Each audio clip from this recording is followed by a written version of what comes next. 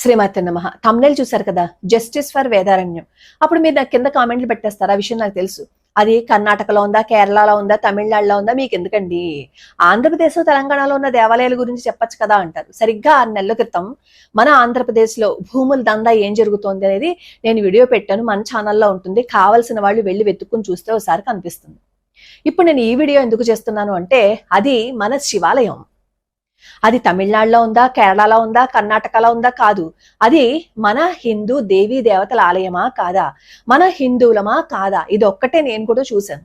అందుకే ఆ ఆలయం గురించి మాట్లాడాలి అని అనుకున్నాను. రంగరాజన్ నరసింహన్ గారు, ఆయన దేవాలయాల కోసం, దేవాలయాల్లో ఏవైనా అనాగరికమైన చర్యలు జరుగుతున్నా, అక్కడ ఏవైనా అవినీతి కార్యకలాపాలు జరుగుతున్నా, భూములకు సంబంధించి ఏవైనా అక్కడ మతలబులు జరుగుతున్నా ఈయన పోరాటం చేస్తారు.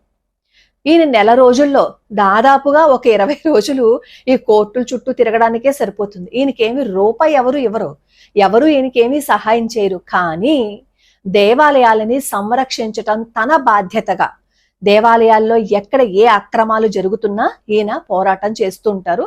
అందుకే అక్కడ ప్రభుత్వం కూడా ఈయన మీద కత్తి కట్టేసింది. ఈయనేమో ఎన్నోసార్లు రిమాండ్కి కూడా పంపించింది. ఇప్పుడు ఆయన చేస్తున్న పోరాటం ఏంటంటే, వేదారణ్యము అనే దేవాలయం కోసం. అక్కడ వేదాలు పరమేశ్వరుణ్ణి స్తుతించే, పూజ చేసే ఆ వేదారణ్యం స్థల పురాణం అలానే ఉంటుంది. పచ్చలింగం అనమాట, అంటే మరకతలింగం అనమాట అక్కడ శివుడు.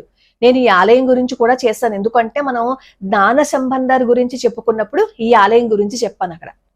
ఇప్పుడు వీడియో లెంత్ అయిపోతుంది కాబట్టి నేను మళ్ళీ ఆ ప్రస్తావన నేను ఇక్కడ తీసుకుని రావటం లేదు. అయితే 2425 ఎకరాల పొలాన్ని 1806లో ఎకరానికి ₹70 చొప్పున లీజుకి ఇచ్చారనమాట. పాపం వాళ్ళందరూ చాలా తెలివైన వాళ్ళు కదా. అలా ₹70కి 1806లో లీజుకి ఇచ్చిన ఆ భూమి ఈ రోజు వరకు ₹70 చొప్పునే లీజ్ ఇస్తున్నారు. అంటే 4000 చిల్లర వస్తుంది డబ్బులు. ఎన్ని వేల ఎకరాలకి?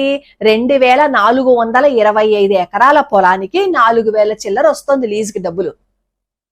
1961లో ఈ లీజుని మళ్ళీ సవరించారు. కానీ అద్దె మాత్రం అలాగే ఉండిపోయింది. లీజుని సమర్థిస్తూ వాళ్ళు చెప్పేశారు, కానీ అద్దె మాత్రం అంతే, ఒక ఎకరానికి ₹70. ఎంత దోపిడీ జరుగుతోంది చూడండి మన దేవాలయాల్లో. ఇప్పుడు ఇది ఇష్యూని రంగరాజన్ గారు బయటకు తీసుకొచ్చారు కాబట్టి అందరికీ తెలిసింది.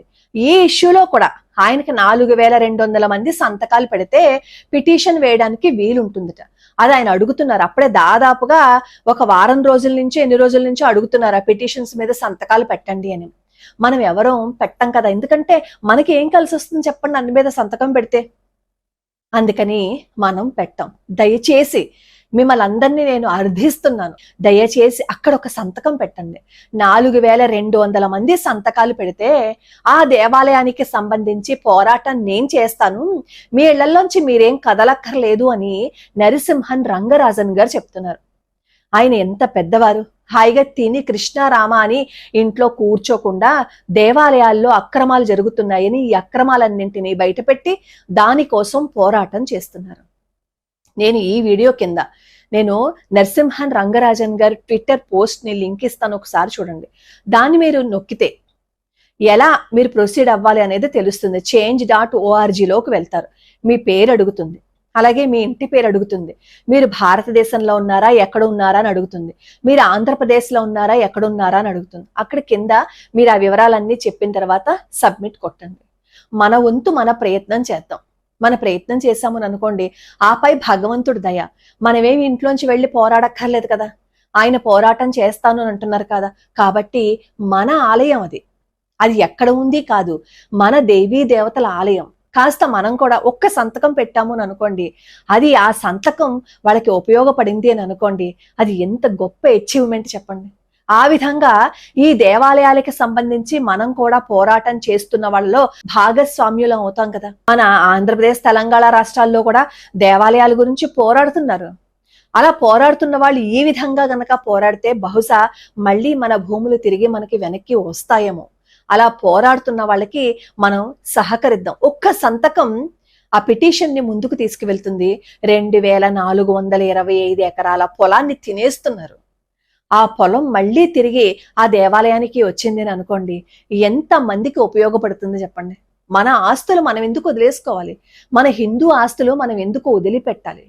వీలైతే వీలైతే కాదు, ఖచ్చితంగా మీరు అక్కడ సంతకం పెట్టండి. మీరు అన్ని చదువుకుని మీరు పూర్తిగా సాటిస్ఫై అయితే అక్కడ సంతకం పెట్టండి. ఇప్పుడు నేను ఈ వీడియో చేసేసిన తర్వాత నేను కూడా నా వివరాలన్నీ సబ్మిట్ చేస్తూ నేను కూడా అక్కడ సంతకం పెడతాను. లోకా సమస్తా సుఖినో భవంతు, సర్వే జనా సుఖినో భవంతు.